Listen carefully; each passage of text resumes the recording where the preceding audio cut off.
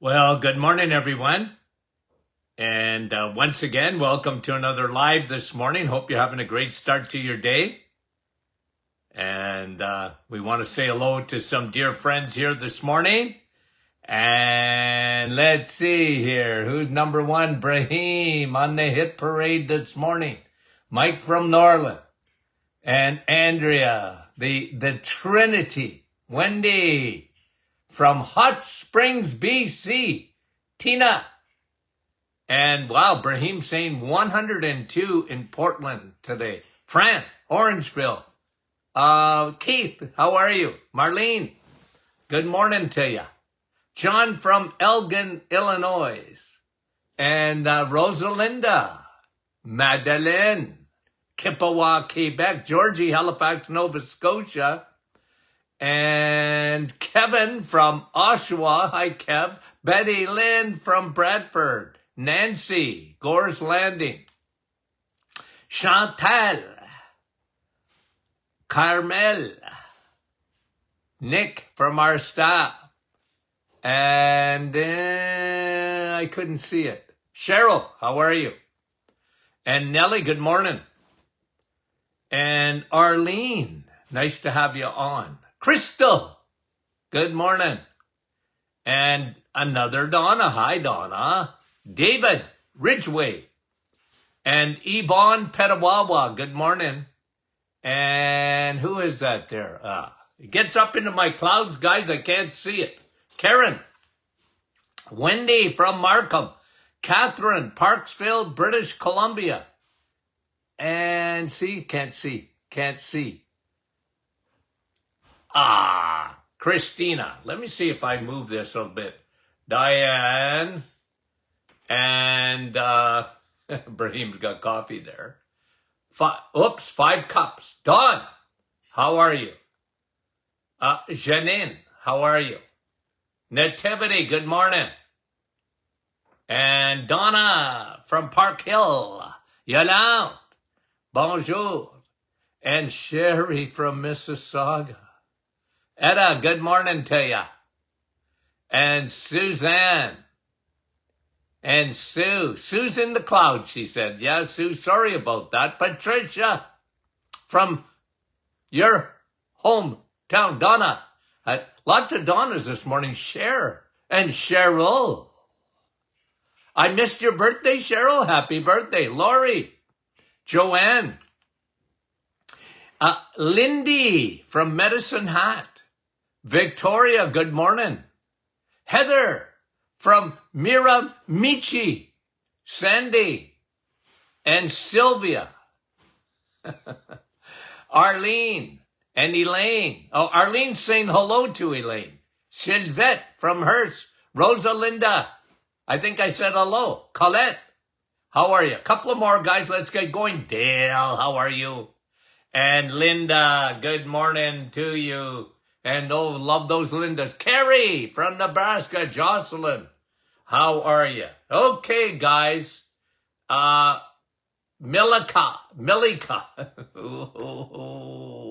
Okay, now, couple of things I want to talk about. Morning sunlight. I'll post this after, guys. Okay? This is an interesting study, okay? And this is people with bipolar. Okay? So it's acute, meaning they're hospitalized because they're really having a flare-up bipolar. Okay? You ever seen that before? I've seen it a lot. Bipolar. Okay? Get down, and then on the other hand, they get so wound up, their brain can't stop, and no fun. But here's a study. Good luck trying to find it. Well, it's out there, but in bipolar depression, so these people were really down, 4 fewer days in the hospital when they were, and isn't it interesting, guys? They were placed the ones who were placed on the west side of the hospital compared to the east side. Now, the sun rises in the east, right? Listen to this, okay? Listen to this. A study done, they placed these bipolar and depressive patients when they were hospitalized. The ones that were on the east side, the ones that saw the morning sun, compared to those on the west side. Okay? And kind of laughed because we spent a week with my son, Tony Jr., and he said, Dad, you and Mom are staying in the West Wing. Okay? And it was interesting. We talked about it the other day, how he's on the east side of the house, and of course they get that morning sun. We wouldn't get it so much on the west side. But the hospital and researchers said, okay, let me give you the conclusion, that when they did this little study on where they placed the patients in the hospital, now who would ever think, okay, who would ever think 4 less days on average that the bipolar patients who saw the morning sun spent 4 less days in the hospital? And I'll post this study for you after our show today. Morning sunlight. Man, oh man. Sun, steak, and steel. Incredible. Incredible. A lot of people were asking about because the other day I talked about the thyroid, and the thyroid, and I'm not saying this isn't right, but when a lot of practitioners like myself, okay, people that I rub shoulders with, or at least I used to quite a bit, if you mention thyroid, they would talk about iodine. Okay? And if I ever got a chance to teach them, I would say, well, yeah, iodine's good. There's no doubt about that. Okay? And they always talked about iodine deficient soil. And one of the reasons that you see, half the population, if not more, have some kind of sluggish thyroid. Now, you guys know this, and because I teach this all the time, the thyroid is like a puppet. It's got a lot of strings attached to it. And if you don't know that, practitioners, they really miss out on treating the thyroid because they see it as a separate organ, whereas the thyroid has a lot of attachments to it. Like I said, it's like a puppet. And you got to look at people holistically when you look at the thyroid. Otherwise, you're going to miss it. Because you can have estrogen dominance. You can have high cortisol. You can have leaky gut will affect the thyroid. Fatty liver will affect the thyroid. A lot of things affect the thyroid. The thyroid is right in your throat, but headquarters is in the brain for the thyroid. Okay? So anyway, I know I'm talking a long time to give you a point I wanted to make. Because when we talked about this the other day, a lot of people talked about, and they're very smart, by the way, selenium. Because I'm very big on selenium. Nobody talks about it. But your thyroid doesn't work properly without selenium. And I made a point of selenium is really only found in the animal kingdom. It's found in eggs, meat, and cheese. It's another reason to eat eggs, meat, and cheese, because you're going to get selenium. And a few of you put on, yeah, but Dr. Martin, I eat Brazil nuts. Look, that's all right. You know, I'm not a big guy when it comes to things that I really like, and I know clinically they really work. I'm not too big on nuts and seeds. What's my expression? You're not a squirrel. And the reason they love nuts and seeds is because they store them away for the winter time. And so they can get fat when they go away, when they have their big siesta in the winter. And nuts and seeds, you know, there's some nutrition there. I don't want to say it's devoid of nutrition, but I was always telling my patients, look, you know, you really don't need that stuff so much, not for nutrition. You know, let's have some snacks and nuts and seeds. You know, you guys know the only seed I really like, and that's flaxseed. I like flax seeds because of lignans and its ability to sweep away extra estrogen. Okay? That's why I like flax seeds. And Brazilian nuts, look, you don't get a lot of selenium in Brazilian nuts compared to what you get in meat, what you get in eggs, what you get in cheese.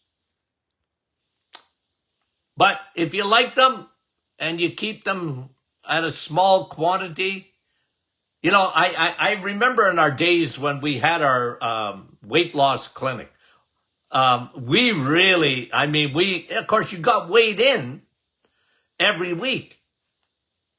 And, you know, and some people would say, well, doc, I'm not losing any weight.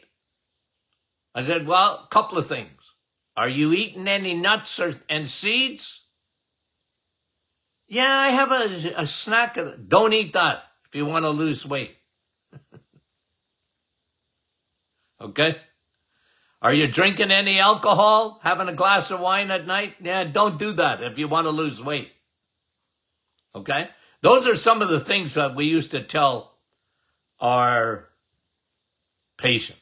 Okay. Now, again, the other day, I was talking about cortisol. I actually did a podcast with, her name is Lisa Fisher, and it will be put out there very shortly, and I'll let you know so that you can watch the podcast. But what her and I were talking about, and what she was very interested in, is cortisol, especially the effect it has for her. What she was interested in is post-menopausal women and cortisol. And so we went on for about 45, 50 minutes, and I just gave her my experience with cortisol. And found it kind of fascinating. But let me give you, again, cortisol is that, okay? What did I just do? Cortisol is the fight or flight. Can save your life. Can save your life. But it's meant to be used sparingly. Okay? You need a little bit of cortisol. It's part of your circadian rhythm. It'll wake you up in the morning, get you going. Elevates your blood sugar temporarily. That's why I tell diabetics, don't take your blood sugar first thing in the morning. Cortisol is already there and your blood sugar is going to be up. It's normal. I wouldn't even take your blood pressure first thing in the morning. Your blood pressure is going to go up a little bit. You're waking up. It's normal. But cortisol that is constantly being secreted by the adrenal glands I remember, I'm just looking behind me here, okay? Because I got some of my books there. Oh yeah, okay, let me bring it out. I'll just bring it out. Okay? I wrote this book years ago. Look at the guy up here, okay? Can you see that? Who is that? Man, oh man. I even had hair in those days. Okay, now look. Okay? Steps to fight chronic fatigue syndrome. Okay? For the modern woman. That's a long time ago. Look at the guy in the back. Okay? That's gotta be about 30 something years old. Man, oh man, that's a long time ago. Wow. Anywho, what did I talk about in here? Right in the first chapter, I talked about you're wired but tired. Tired and wired. Okay? Interesting. Cortisol. I talked about this 30 years ago. The effect of cortisol on the body. It exhausts you because think about it. Okay? Cortisol's getting you ready for the fight or flight. And this, if it doesn't go away, has an enormous effect on the body. You're exhausted from the fight and flight. You never get into the rest and digest. Your body has two modes. Okay? Your body has two modes. You have the fight and flight and the rest and digest.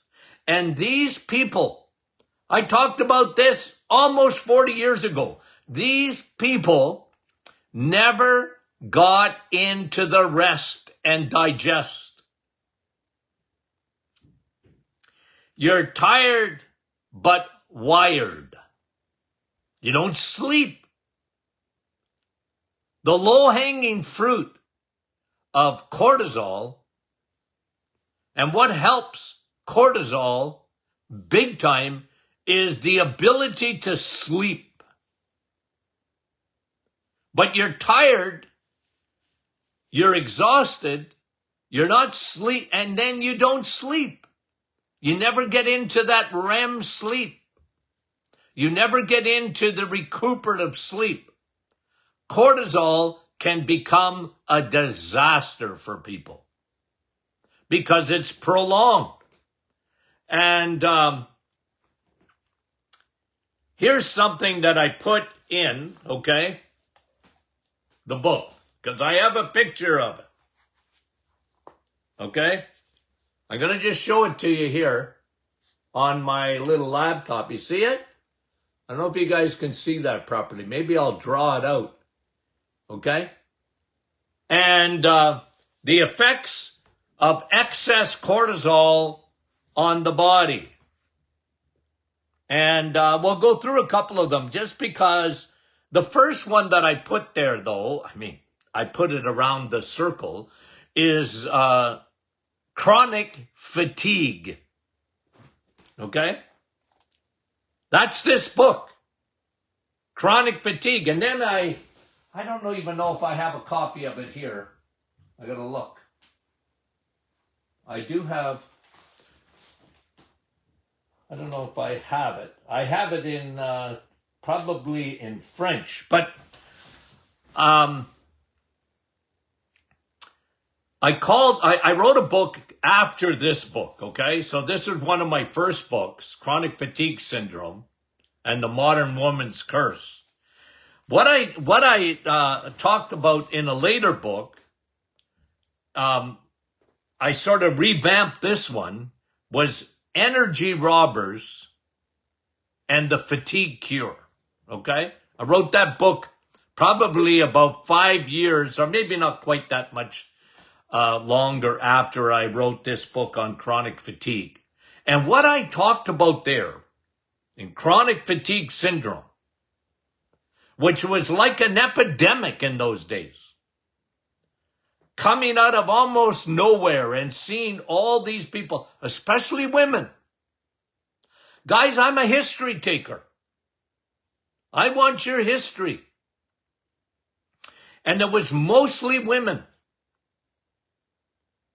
And they had this exhaustion that was prolonged and it wouldn't go away. And one of the biggest symptoms was a brain fog. Brain fog. And exhausted, tired, but wired. And I'll tell you another thing. When we had our weight loss clinic, okay? Stubborn belly fat. When men get belly fat, it's got nothing to do with cortisol. It has everything to do with a sugar belly. They got a sugar belly. We used to call them beer bellies. Sugar bellies. Women get a stress belly, a cortisol belly. And it can be very stubborn. Hits them right in the midsection. And cortisol is a huge factor. Okay? And again, I wrote this years ago. Here's one, decreased immune system. Well, you can imagine, when your body is in the fight or flight, think about it. Okay? The body's in a fight or flight. Your body's not worried about your immune system. It's worrying about running or fighting. And it's not talking about fighting infections either. It's talking about fighting an individual or running away from someone who is scaring the life out of you. Your body was made for that. But temporarily, because if it goes on and on and on and on, what happens? Your immune system is affected by that. And it'll slow your thyroid to a crawl. Because what happens is that cortisol, in order to make that hormone, think about this for a minute. And this is why I am so big on holistic medicine. Looking at the body as a whole. I think I was saying this the other day, that medicine is so specialized today. Okay? It's so specialized. And so you never really, you never get anyone's, you do have physicians that can think holistically, but most physicians, they're so specialized that they can't even look at the hormonal system holistically. So when your cortisol is tight, okay, you know how you make the hormone cortisol? I know it comes out of your adrenals, but part of its fabrication is with another hormone called progesterone.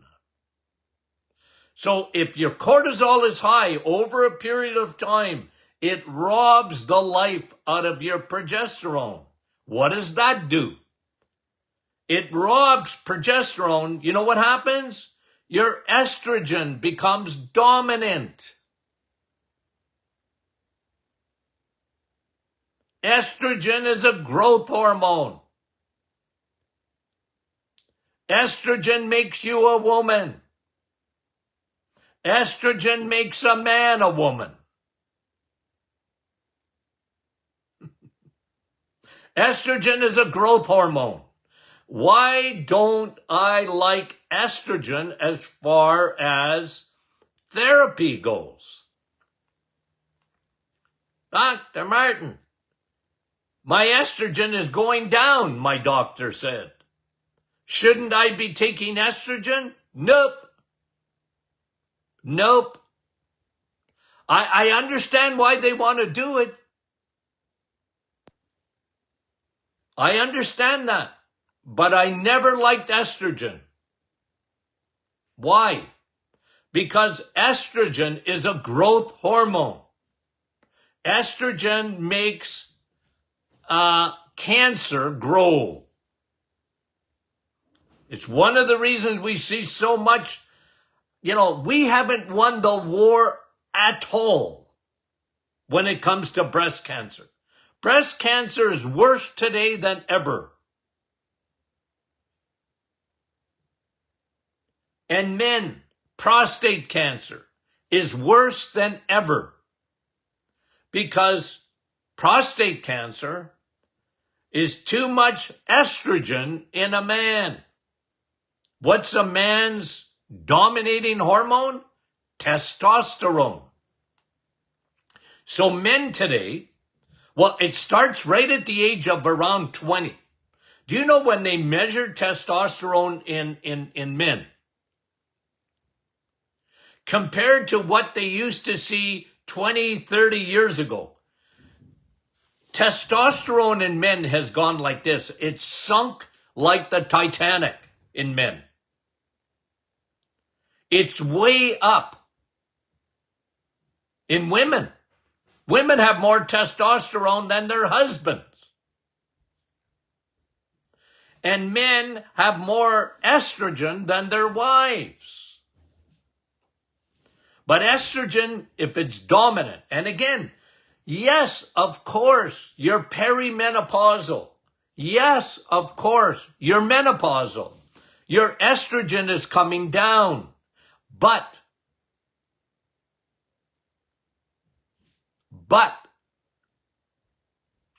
the problem is,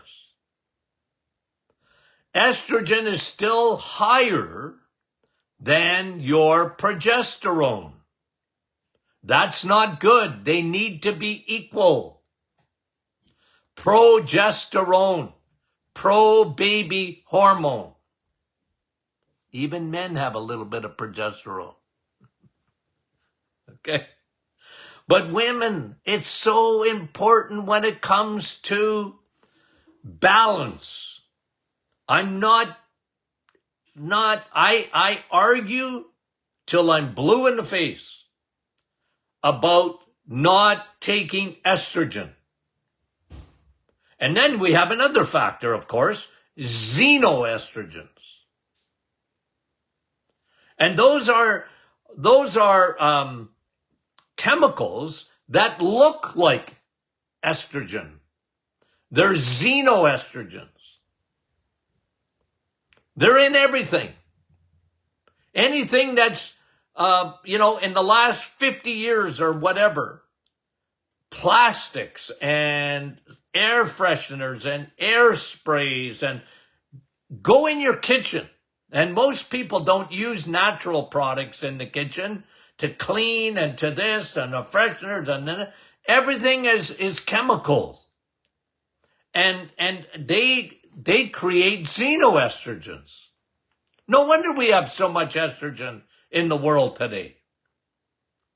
And that hits men and women. And it's one of the reasons we see so much cancer. Now, why did I get on that diatribe? Because I was talking about cortisol. And the other thing too, and maybe we'll do a couple on these, but okay, so I talked about it. Decrease immune system. You're tired but wired, but your immune system is affected. Okay? Your thyroid is affected. You have too much estrogen. Too much estrogen will slow the thyroid to a crawl. To a crawl. You look at food and you gain weight. Tired but wired. Tired but wired. Okay. Hey guys, we got a great week coming. Okay, we do. We got some good studies I want to talk about, and we want to answer your questions. So throw the questions out there, guys. We want to answer them especially on Question and Answer Friday. We love you guys dearly, and we mean it. Okay, we'll talk to you soon.